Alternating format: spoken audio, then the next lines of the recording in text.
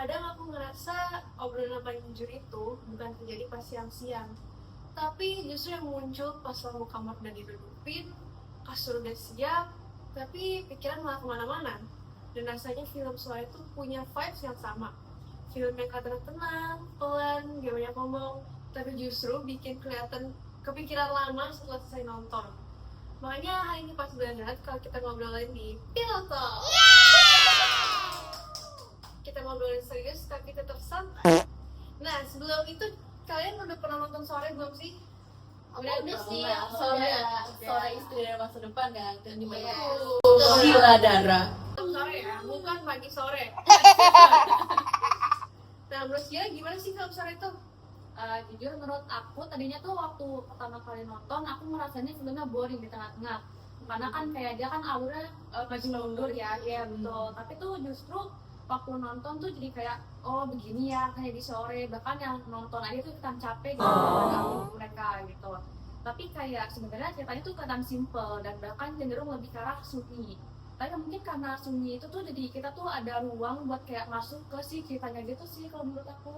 Sumpah, bener banget sih, setuju banget. Sebenarnya menurut aku Sore itu kayak filmnya tuh bener-bener ngajak kita buat pelan kayak ya kan kita sekarang terlalu terbiasa nih sama fast paced living banget nih kan, kita bener-bener ngejar ini, ngejar itu, ngejar masa depan ya serba cepat dunia ini. Tapi Sore itu bener-bener ngajak kita kayak slow down gitu, nyantai. Dan 3 jam nonton itu bahkan kayak bener-bener gak berasa banget karena aku pelan banget, karena di saat kayak bener-bener semuanya serba cepat, konten hidup kita cepat, semua ekspektasi orang-orang yang kita juga sangat cepat. Namun film ini malah kayak bilang gak apa-apa kalau hidup kamu lagi lambat gitu. Dia bener-bener kayak nemenin kita, dan itu jarang banget sih aku temuin di konten-konten apapun ya, film apapun yang kita konsumsi sih.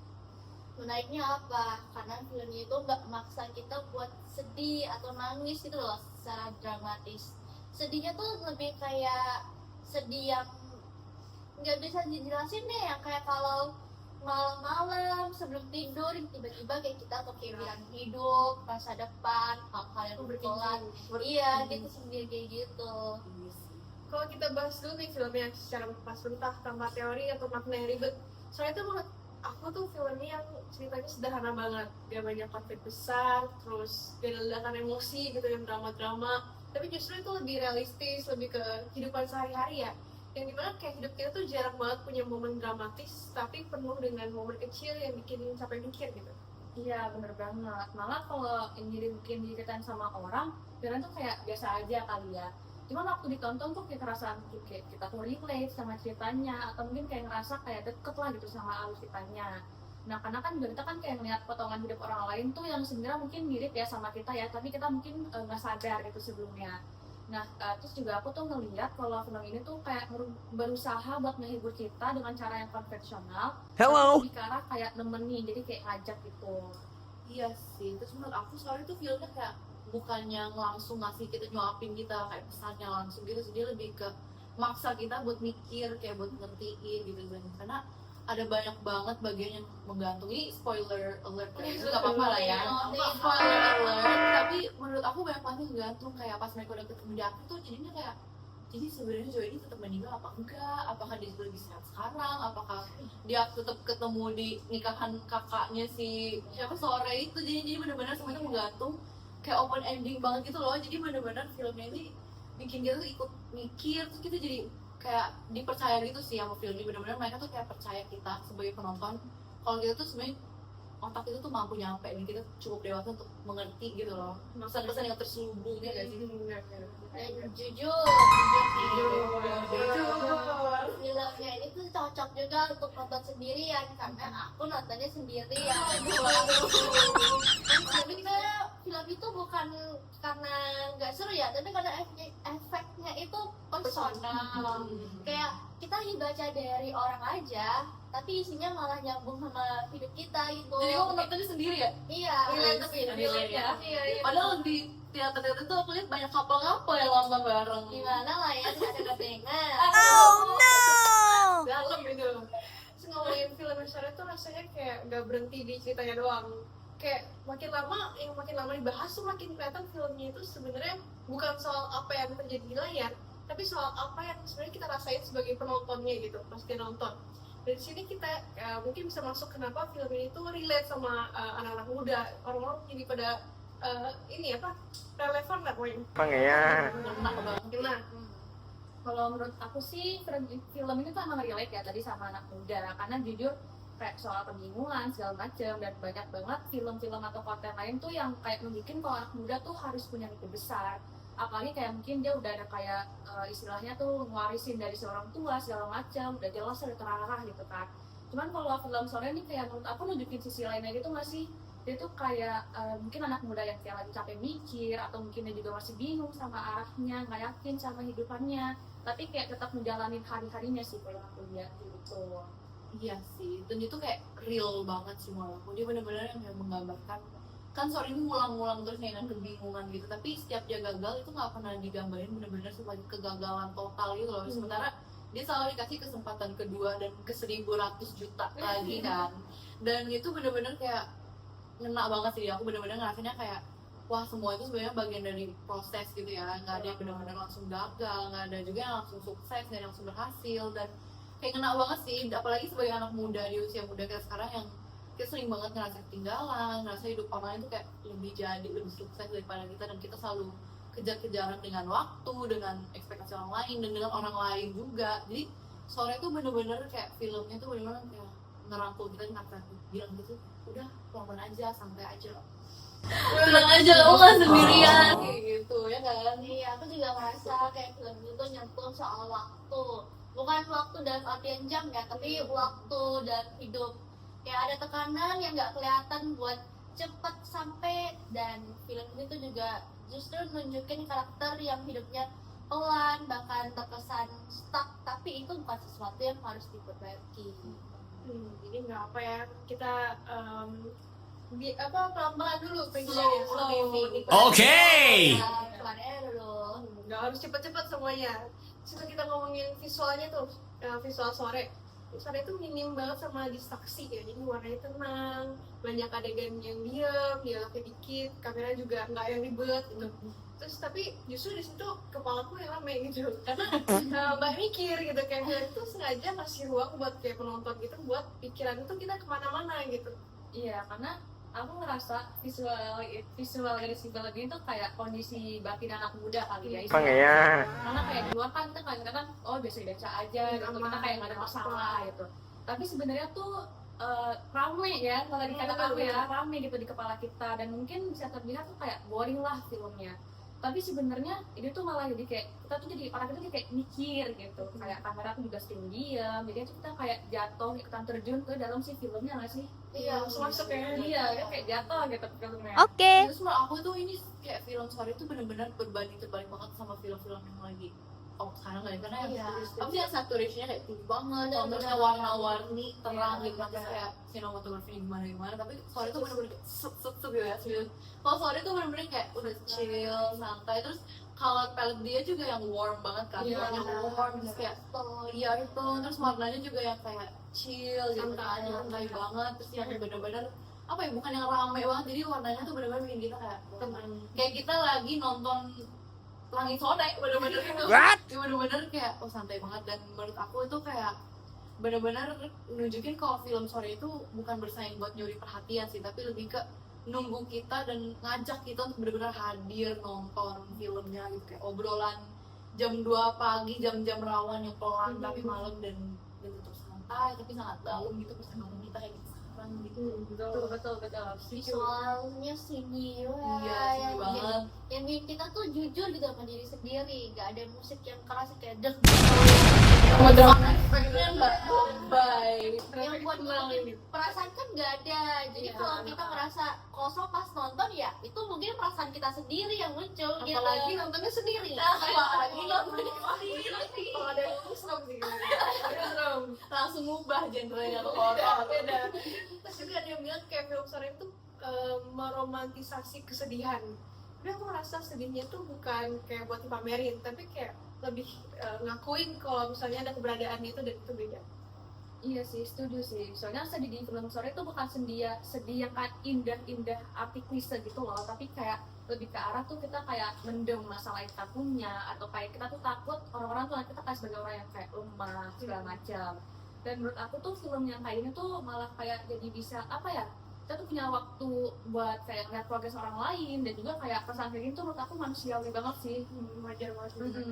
Sebenarnya aku juga ngerasa film itu nggak yang ngajak kita buru-buru buat nyelesain semua hal sih, kayak tipikal film yang intro konflik terus langsung selesai itu kan. Iya, Dia lebih kayak benar. ini konfliknya muter-muter, ini konfliknya udah selesai apa belum gitu kan, udah yang mulang-mulang kita dibawa ke atas terus kita dijatuhin lagi ke bawah, benar-benar yang kayak aduh gimana sih. Nah itu kayak real banget sih, realistis banget, karena kadang hidup itu emang nggak punya jawaban yang Betul, betul, dan betul. itu nggak apa-apa, yang penting kita terus lanjut berjalan aja.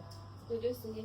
Dan itu mungkin kenapa makanya film itu ninggalin bekas, karena dia tuh nggak selesai di layar tapi dia masih lanjut di kepala kita, kayak di obrolan kayak kita sekarang, atau bahkan nanti kita mau tidur ya kepikiran sama film sore.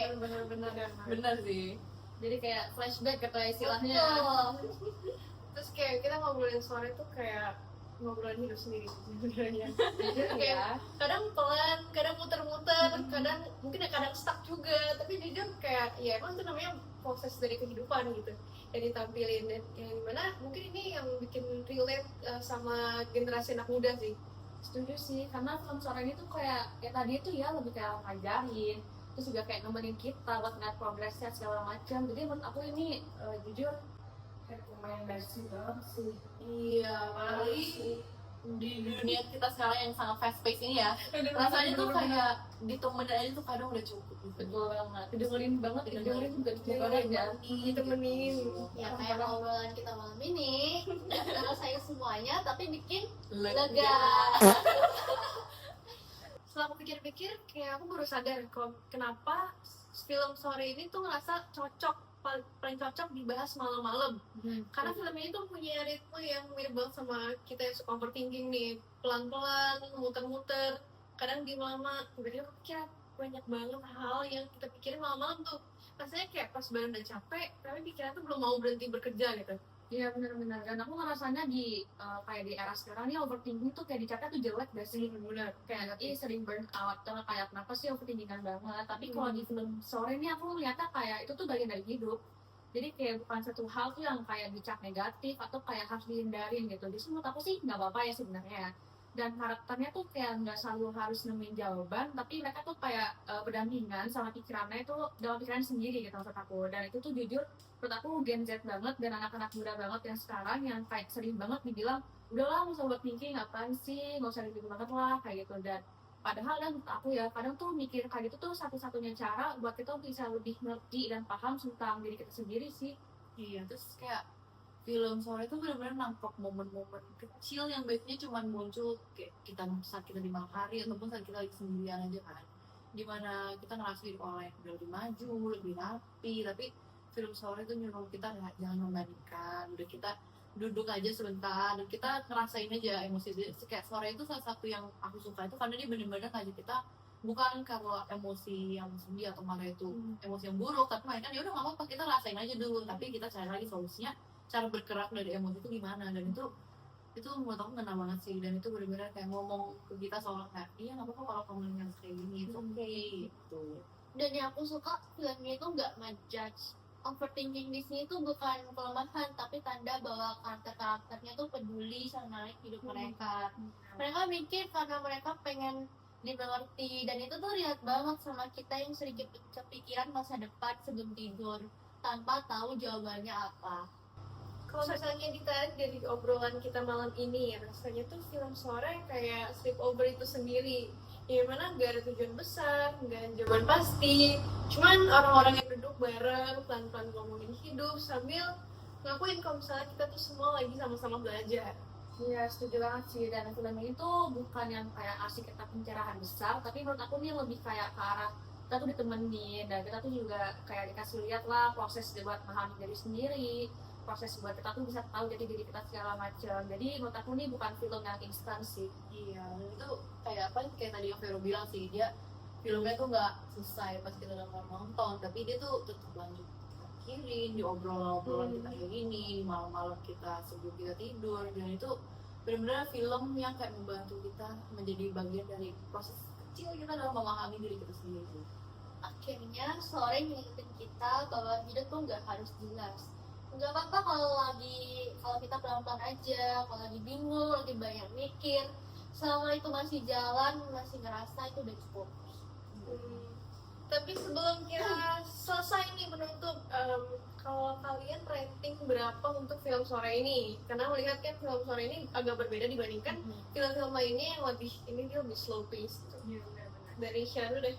Kalau dari aku jujur ini 1000/10 sih. Kayak suka banget. Jujur aku suka banget karena kayak bisa ngeliat kan dari kayak segi dia nih berjuang segala macem. Terus juga dia tuh bisa bertahan sama si Jo ya namanya ya. Kayak menurut aku tuh nggak mudah sih jujur. Karena kayak aku aja nonton capek gitu, tapi si Sore ini bisa bertahan dan juga memperjuangkan si Jo ini. Kayak gitu sih menurut aku. Kalau aku ratingnya Infinity. Kenapa tuh? Relate banget kan? Iya, bukan. Jangan yang Ya, beda-beda ya. karena pertama itu relate banget, yang kedua yang kayak Shira ngomongin perjuangannya tuh nggak habis-habis, kayak itu perjuangan soal perempuan bro. Yes. Aku udah gak bisa berword lagi. Berword. Kata-kata ya ke sorenya ini sudah respect Kalau dari aku mungkin 9/10. Sebenarnya bagus, suka, cuman lebih suka film yang action ya, yang lebih lebih cepet pace-nya. Kalau efek gimana? Kalau aku 10 sih itu udah bener-bener film the movie of the year sih, bener-bener kayak so worth it itu, apalagi nonton di bioskop kan, jadi kena banget. Dan Iya. aku tuh suka banget sama cerita yang open ending, jadi yang kayak kita nggak tahu sebenarnya akhirnya tuh kayak gimana. Iya. Cuman walaupun dia kayak happy ending, tapi tetap aja kita masih mikir kan dia masih meninggal gak sih kan di akhir. Dan itu bener-bener open ending banget dan aku suka banget. Terus dia bener-bener yang kayak seru banget, walaupun dia pelan tetap seru dan sangat mata aku tuh kayak nggak bisa Beralih ya. berlayar itu kalau nonton, jadi pengen nonton berkali-kali terus. Pokoknya kalau sore udah keluar di Netflix aku bakal binge watch tiap hari. Sama sih jujur. Udah nungguin banget sumpah. Iya, udah pengen nonton lagi, cuma waktu itu Iya. tapi kayak biasanya kalau rame jadi males duluan kan. Jadi nunggu aja ya. Iya sih. Oke, kita udah pengakhiran. Terima kasih teman-teman kita dari Shira, Veronica, dan Evelyn udah nemenin kita di Pillow Talks hari ini. Aku Maiden pamit undur diri. Bye-bye. See you next time.